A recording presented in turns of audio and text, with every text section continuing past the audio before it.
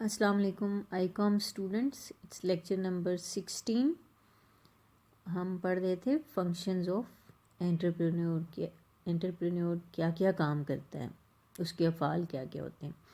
तो हम यहाँ पर आए थे कि वो गवर्नमेंट के साथ कोऑर्डिनेट करता है, कि हमने अपने अकाउंट्स मैनेज करता है, सारा गवर्नमेंट के साथ टच में रहता है, उसकी पॉलिसीज़ के साथ टच में रहता है। और कोशिश करता है कि कुछ मतलब एक ही इंडस्ट्री के जो एंटरप्रेन्योर हैं वो मिलकर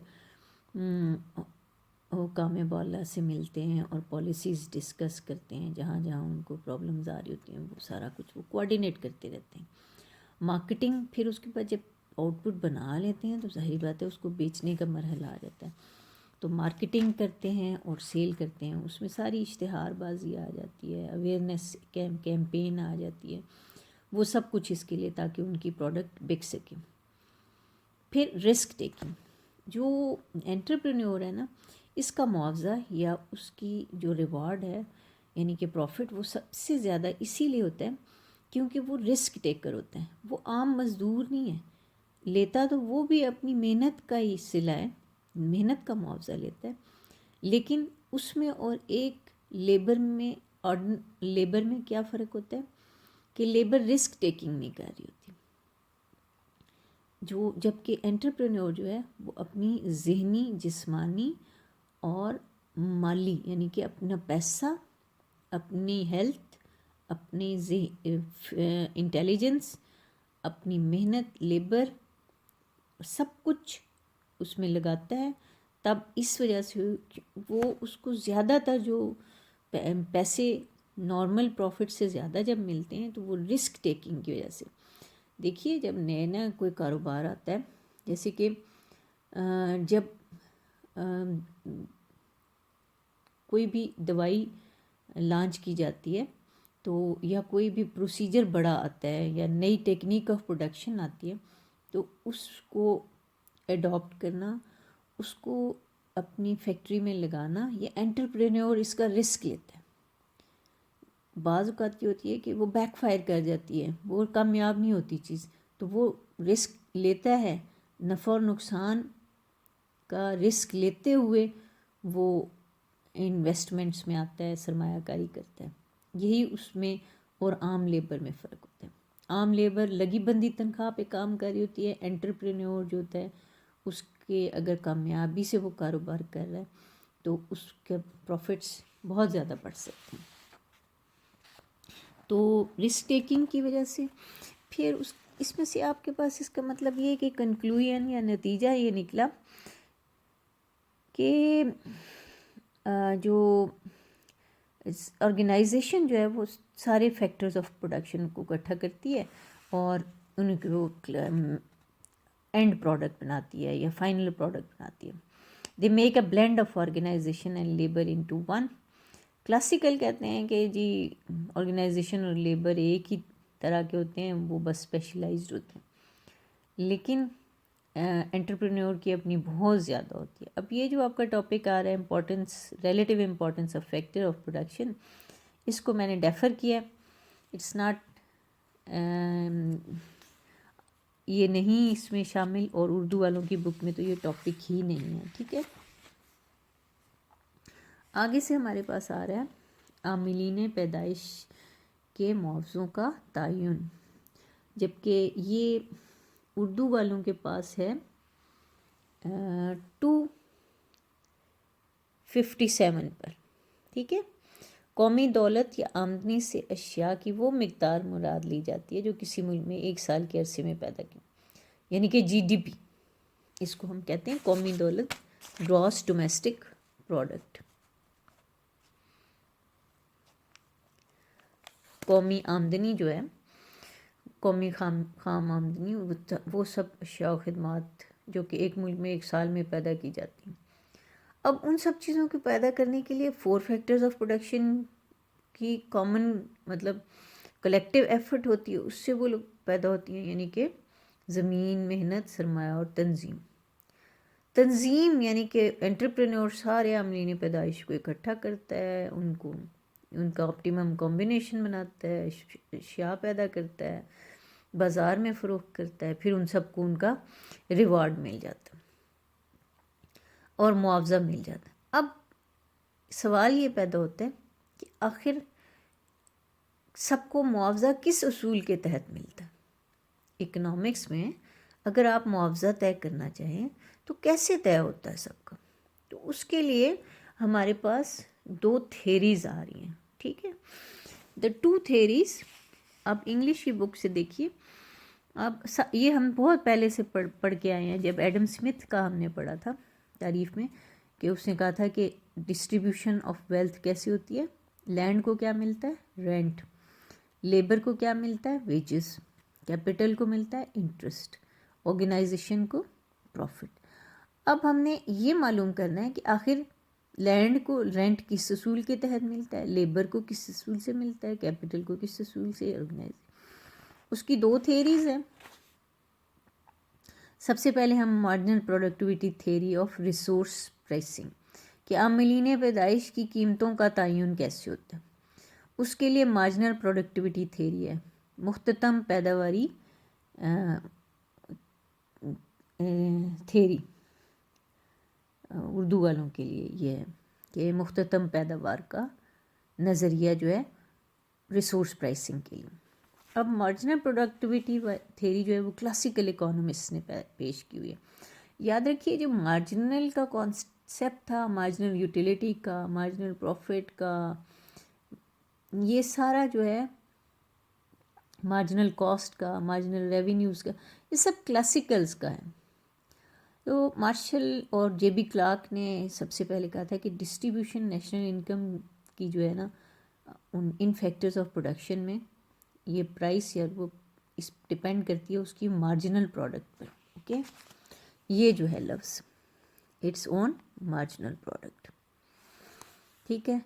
उन्होंने कहा कि and the level of output at which determining where MRP is equal to MFC, marginal factor cost और मार्जिनल रेवेन्यू प्रोडक्ट जहाँ बराबर हो जाते हैं वहाँ पर मुआवजा तय हो जाता है, ठीक है। इसी को हम लैंड पर लगा कर देखेंगे, इसी को हम लेबर पर लगा के देखेंगे, इसी को कैपिटल पे, ठीक है, इसी को ऑर्गेनाइज, इसी असूल, इसी थेरी के तहत इनको मुआवजा या उजरतें बांटी जाती हैं। यानी कि सादा तरीन अल्फाज में जो कहा जाता है MRP, marginal revenue product equal to MFC, marginal factor cost.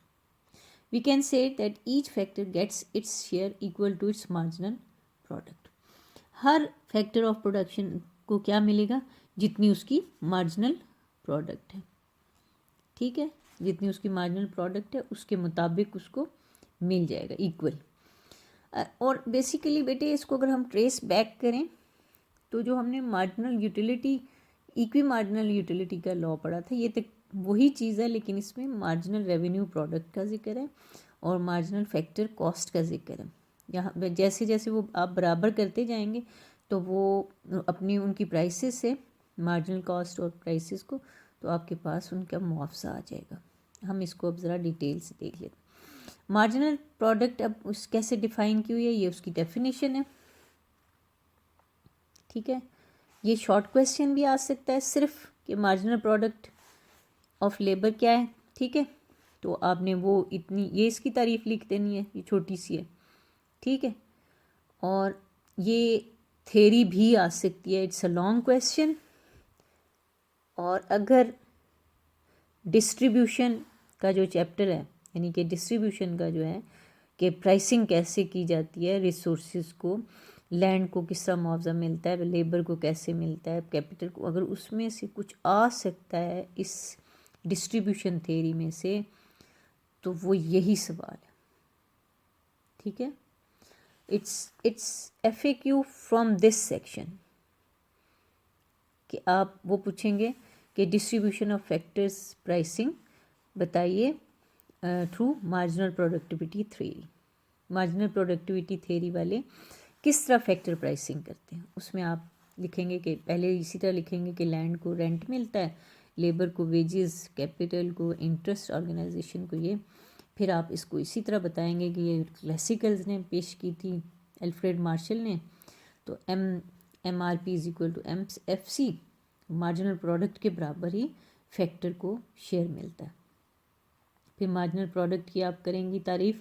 Marginal product तो आपको पता होता है ना कि जो आप एक और यूनिट डालते हैं तो उसकी वजह से टोटल प्रोडक्ट में जो चेंज आती है तो उसको हम कहते हैं कि ये इस फैक्टर की वजह से आई है। ठीक है, अब जैसे कि ये देखिए टोटल प्रोडक्ट 20 है, एक और आपने लेबर लगाए, दूसरा लेबर लगाया तो 38 हो गया। 38 में से 20 निकाले तो आपके पास 18 आ गए। ये इसकी फिर क्या आ गई, मार्जिनल प्रोडक्ट। बिल्कुल उसी तरह जैसे आप मार्जिनल यूटिलिटी निकालते हैं या मार्जिनल कॉस्ट निकालते हैं या मार्जिनल रेवेन्यू निकालते हैं, ये बिल्कुल वही चीज़ है। अब आपने क्या करना है कि marginal product is the product of the last variable applied in the business because its marginal product M R P is equal to. अब ये उस वक्त तक लेबर को हायर करेगा जब तक कि M R P is equal to M F C नहीं हो जाएगा। ये असूल है इसका। अच्छा, हम ये बनाते हैं एक छोटा सा टेबल, ये आसान ही है, इसको आप देखेंगे। आपने ना मार्जिनल फैक्टर कॉस्ट यानी कि मज़दूरी रखी हुई है 500 रुपये। आजकल वैसे 800-700 रुपये है मज़दूर की, एक मज़दूर की, तो चलें हम 500 वाले पे रखते हैं। 500 रखी हुई है इसने, ठीक है। एक मज़दूर लगाएंगे तो उसे 500 देंगे, दूसरे यानी हर जो जितने मज़दूर लगाएंगे 500 ही आप उन्हें देंगे। लेकिन जब आप पहला मज़दूर लगाते हैं तो टोटल प्रोडक्ट 20 है, मार्जिनल प्रोडक्ट 20 है, तो marginal product revenue, marginal product उसकी 20 है और उस हर जो जो आउटपुट वो बना रहा है उसकी 50 रुपये कीमत है। एक जो चीज़ वो बना रहा है उसकी 50 रुपये और 20 बनाई हैं, पहले मज़दूर ने 20 पैदा किए, 20 ज़रब 50 तो 1000। ठीक है, तो उसको क्या बच रहा है, वो 500 दे देता है उसको मज़दूरी, उसको 5000 में से 500 निकाला तो उसके पास क्या आया, 500 मुनाफा आ गया। इसका मतलब है कि उसे चाहिए कि और मज़दूर लगाए, वो दूसरा लगाता है, 38 हो जाती है टोटल प्रोडक्ट, मुख्ततम या मार्जिनल प्रोडक्ट हो जाती है 18, और 18 जो वो चीज़ें पैदा कर रहे हैं उनकी वैल्यू क्या है, उसको मल्टीप्लाई करेंगे प्राइस से, 18 ज़रब 50 यानी मार्जिनल प्रोडक्ट रेवेन्यू, यानी कि उससे वसूली क्या हो रही है, इस दूसरे मज़दूर को लगाने से जितनी पैदावार हुई है, एडिशन हुई है, उसको मल्टीप्लाई किया तो 900, अभी भी 400 का फ़ायदा है, वो एक और मज़दूर लगाएंगे, 54 पे जाएगा, 16 हो जाएगी, 16 को 50 से किया 800, 300 उसके पास रह गया। फिर चौथा लगाएगा, उसके पास 700 आ गया, 200 रह गया प्रॉफिट। फिर पांचवा लगाएगा तो 600, अभी भी 100 रुपये प्रॉफिट है उसके पास। फिर वो जब छठा लगाएगा ना तो ये दोनों मार्जिनल रेवेन्यू प्रोडक्ट और एमएफसी देखिए बराबर हो रहे हैं। ठीक है, जब छठा लगाते हैं 500 और 500, अब सातवां वो फिर नहीं लगाएगा, उसको नुकसान शुरू हो जाएगा। ठीक है ना, उसकी जो लागत है वो उसकी पैदावार से कम हो जाएगी। ठीक है, मार्जिनल प्रोडक्ट रेवेन्यू से कम हो जाएगी और उसकी जो लागत है वो ज़्यादा हो जाए। तो जो रैशनल आपको पता है, ये आपने ऊपर ज़रूर लिखना है इस टेबल को बनाने से, only the units of labour are applied 1 by 1 as a variable factor. ठीक है, एक मशीन पर आप लगा रहे हैं, एक एक करके मज़दूर बढ़ा रहे हैं वेरिएबल फैक्टर के तौर पर, मुतगैर फैक्टर के तौर पर। वेज रेट 500 रुपये पर वर्कर आपने रखा। Market price of per unit output, यानी कि अगर फ़र्ज़ की एक जूता बना रहा है वो, तो उसकी 50 रुपये कीमत, 50 जूते 20 जूते बनाए हैं तो 1000 रुपये कीमत होगी। अगर क्लिप बना रहा है तो वो 50 रुपये का बिक रहा है एक क्लिप, तो वो उसकी मार्जिनल प्रोडक्ट रेवेन्यू आएगा। ये आसान सा टेबल है, इससे आपने याद किया तो आप फिर उसके बाद हम डायग्राम बनाएंगे इंशाल्लाह, वो हम नेक्स्ट क्लास में करेंगे, यानी कि द नेक्स्ट लेक्चर होप ये आपको समझ आया होगा। ये डिस्ट्रीब्यूशन थ्योरी है।